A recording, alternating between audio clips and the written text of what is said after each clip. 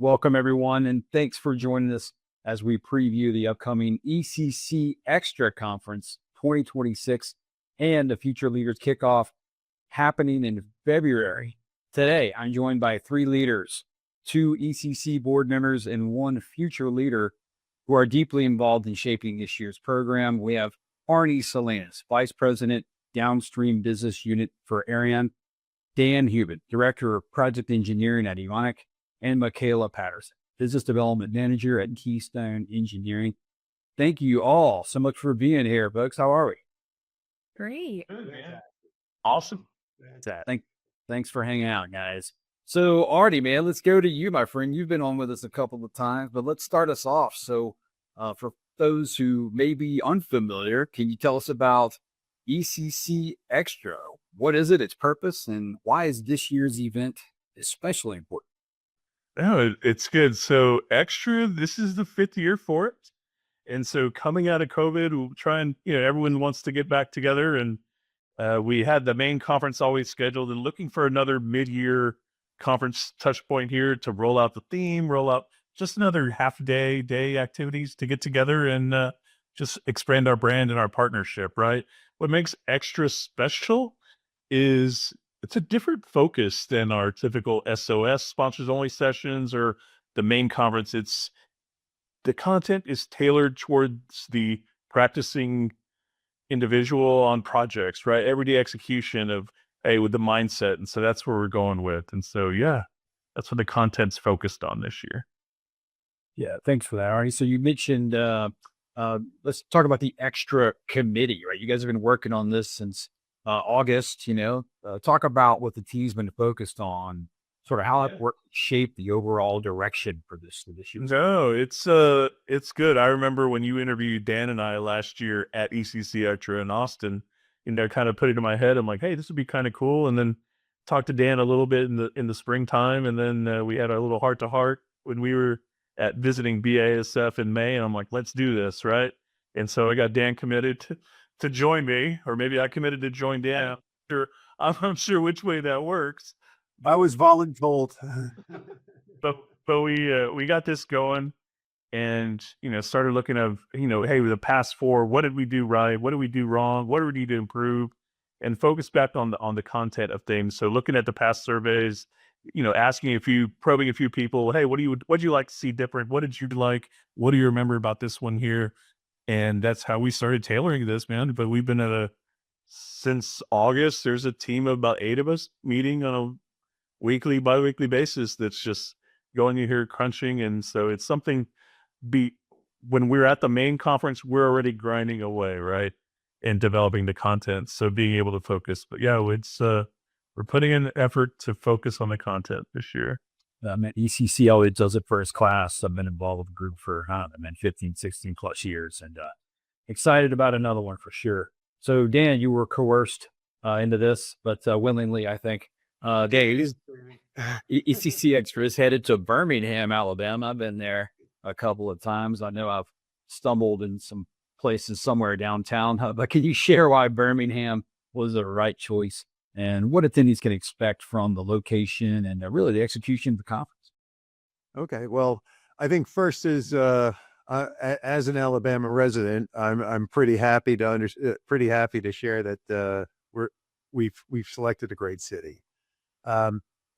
I would say that when I joined ECC, it was predominantly a Houston-based organization, and we wanted to get away from that Houston-only feeling. And a number of our conferences in the past recent history have been Texas-based, and Alabama ain't Texas.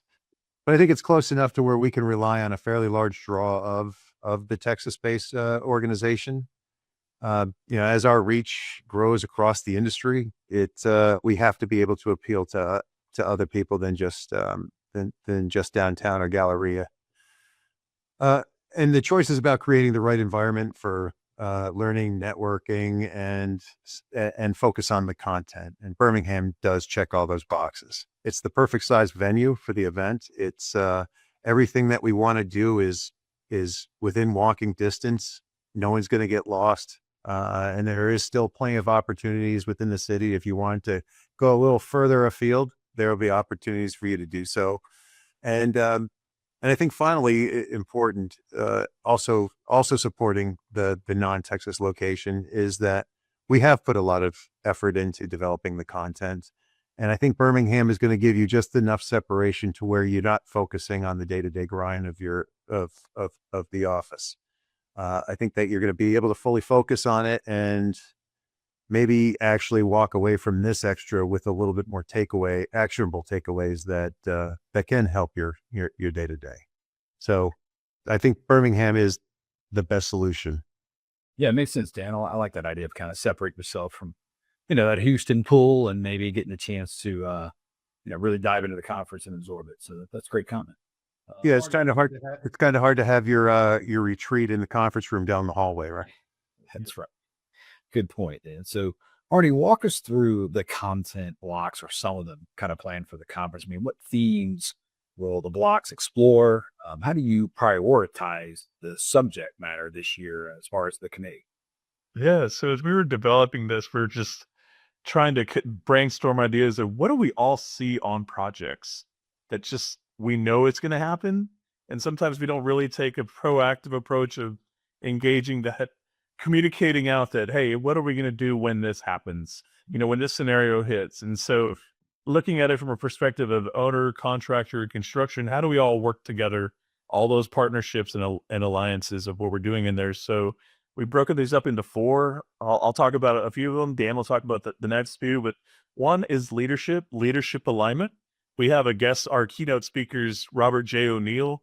He's coming in. He's SEAL Team 6 background, but just, hey, you're in there with 10 folks on your team. You're on a project team, right? How can we relate this of there are times where you just got to hug it out, get on with the mission, and let's go, and managing emotions, being able to understand that you're one team, one goal, one focus. And so I'm looking forward to Robert sharing his experiences and how we can leverage that into some of our, some of us who may be a little bit greener into the collaborating together and really having that focus together of, hey, how do we get aligned? Because we are the leaders of our team and our team is following us. So that's one. Another one's just, we've seen it since I started, definitely a long time ago, is just the skill sets in our industry have retired. People have gone out, and so I think we're all experiencing challenges of one, just getting the physical people, but two, backfilling all that institutional knowledge we have of working with one another. And so we have a topic focused on that as well. So Dan, you want to talk about the other two? Yeah, and I think I think in general, all four sessions, but especially the two that I'll talk about, they're all the underlying thread in them is that we're trying to address critical gaps in the alignment, whether it's between people and knowledge or between stakeholders and decision criteria. Ultimately, what we're trying to do is explore some problems and some solutions, such that we end up strengthening our overall project delivery resilience. And I got some business word bingo in there. Okay, so the first session is excuse me, is the business case made sense until the decision started. What we've seen at least in my personal experience being on both the contractor side and now on the owner side, is that there is a complete lack of understanding of why the other person does what they do. And I do think that ultimately it starts with the owner making critical business decisions that somebody not necessarily educated in those decision criteria would see as either dumb, mercurial, or stupid, and having wide sweeping impacts on the industry, both in some sort of feedback loop and feed forward loop. So what we wanted to do is bring some insight into how the owner makes decisions, the financial metrics and mathematics that go into that. We're having this session facilitated by an external speaker, Brandon Crowley, who I personally had experience with previously. He's a very engaging speaker. He's also a personal performance coach, so he has a quiet energy about him, and I think that you'll find that he's a very engaging presenter. The next one we're titling "Out of People, Out of Excuses." And I think over the past couple of years, we've all spent a lot of time talking about the deficiencies or the general exit of qualified resources from the construction industry and the shortages therein, but across the board, whether it be a supplier, owner, or contractor, there's just definitely a difference in the labor population than we have. We're all competing for the same people, the same talent, whether it be engineering or craft. And at the same time, we're competing with them. We're also retiring them, and the people that are coming in on the front end just aren't coming in the numbers and the skill that's able to backfill. So it's not about a capacity. It's not just about a capacity issue. It's also about connection and knowledge sharing. People going out, people coming in. They're kind of missing each other and at the last moment. So we believe that we're heading toward more of a discussion panel format where we're going to bring a cross section of the industry in and talk about what we've seen and what things have worked. So the first session, we're focused on decision-making side. And on the second session, we're focusing on the human side. So taking the two sessions that Arnie just brought in, I think we have, enough interfaces to where we can bring in the overall content a pretty thorough exploration of what our industry is seeing these days as far as decision making. Yeah, and the other one that's out there is on the construction side, right? Sometimes, how can we build things better and move resources around, right? We know we're scarce on resources, but taking a different lens on modularization of where we're doing that from, whether it's from the having the folks come from outside industry come in, and what we're going to do is have them on a panel and talk about here's what works here, just to kind of give us new ideas, new thoughts of how we considered this. Because tying this back to the financial case of, we all need to make sure cost certainty is big, right? But also risk mitigation. What are we doing with that, and how do we manage that around? So yeah, throughout all four of those, we're solid, man. It's going to help us all build better projects together. Solid lineup of content for sure, Arnie and Dan. Thank you all so much for sharing a little bit about that. Mikala, so ECC is known for its Future Leaders program. I mean, you having gone through this program for some time now, what would you say is the true value of the Future Leaders program, really for both someone professionally and for the organizations that support those individuals?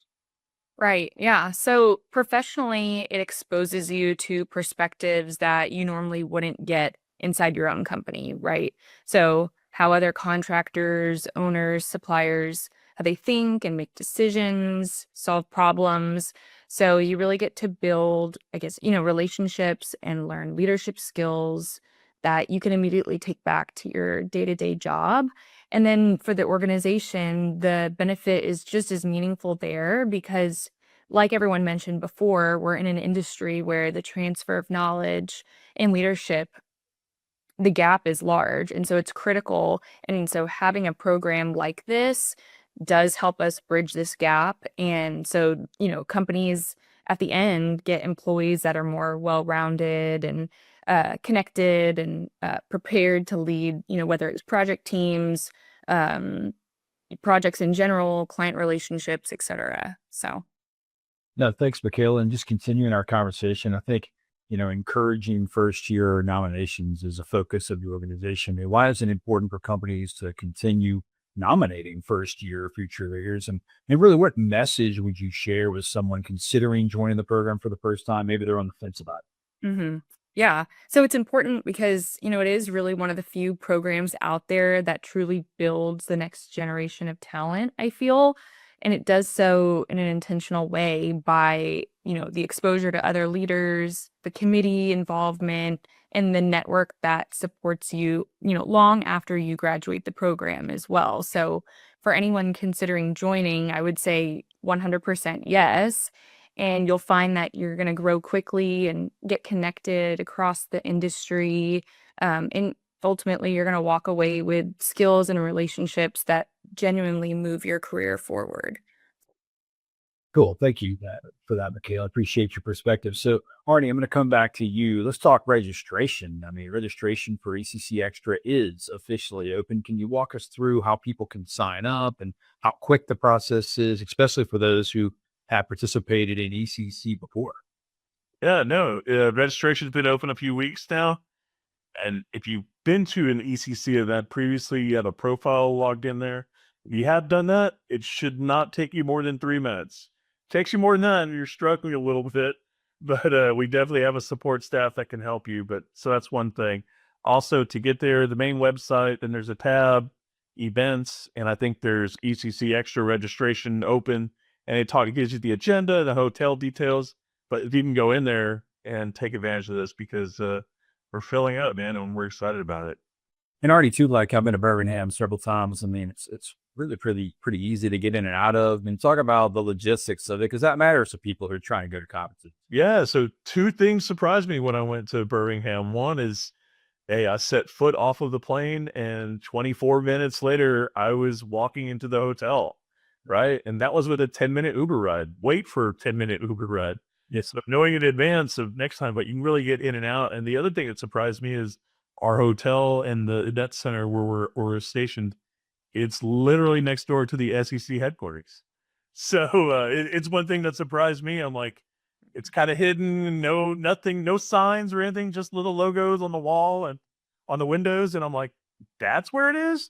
Yeah. So I'm excited about that right now too. I'm an LSU fan, so we know all about winning SEC championship. So that's awesome. SEC let the trophies speak for themselves. Hey, so Dan, as we wrap up this interview, man, what's kind of a final message you'd like to share with attendees of ECC Extra who are heading to Alabama this year or considering it? Okay. Also for the people that are considering it. Okay. So I would say we listen to what matters most. Talent challenges, decision-making complexity, leadership alignment, and we've built sessions that go deep into these topics. Every block of content that was developed is developed to be relevant and practical. So why is ECC worth your time? Because it's just not another conference. It's a content-driven experience with you in mind. Our goal is simple. When you leave ECC Extra, you'll take away insights and best practices that you should be able to immediately implement at your organization. Thanks, Dan. Arnie, any last words? No, like I said, listen to Mikala talk about her future leader experience and what you want to take away with this is, I didn't get to experience that part, but just being part of the ECC family and community, it's amazing. You're networking, and when you're out visiting customers from the contractor side, when you're out visiting customers and being able to say, oh, I know someone who does modularization. I know someone who does pipe fabrication. Hold on. And you have all those literally at your fingertips now. You look a lot better. Trust me. Well, guys, thank you all so much for joining us. For those who are interested in attending, the registration is open, like we mentioned, at eccassociation.org/extra. Arnie, Dan, Mikala, love you guys. Thank you so much for jumping on and tell us about the conference. I appreciate you joining Vic Magazine for this interview.